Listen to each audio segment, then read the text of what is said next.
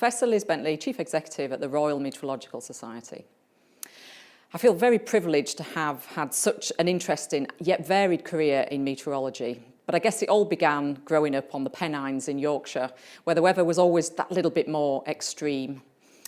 I finished my PhD in mathematics and joined the Met Office in 1993 and took on a number of different roles within the Met Office, first as a research scientist, but soon trained to be an operational meteorologist providing forecast services for the RAF and the Army.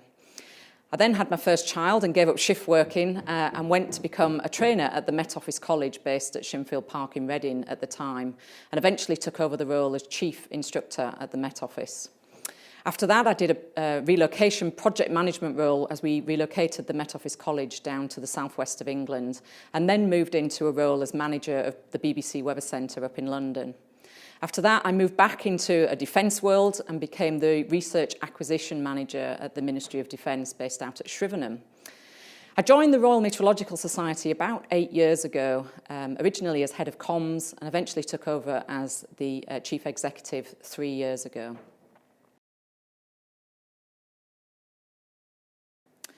So who are the influential women in my life? Well, I guess it probably started with my mum. My mum was certainly one of the first women to influence me growing up as a child.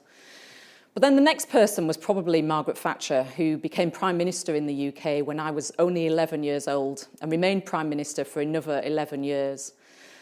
Whether you believed in what Margaret Thatcher's principles and values were, she certainly was someone who would influence all of our lives, a very strong lady, a very strong individual. I guess more recent influences for me, particularly in the world of meteorology, are some of my past presidents here at the Royal Meteorological Society, people like Julia Slingo, Joe Haigh, Jenny Campbell, and our current president, Ellie Highwood. But I'll also make mention to people like Emily Shuckborough, who've also influenced me recently over recent years.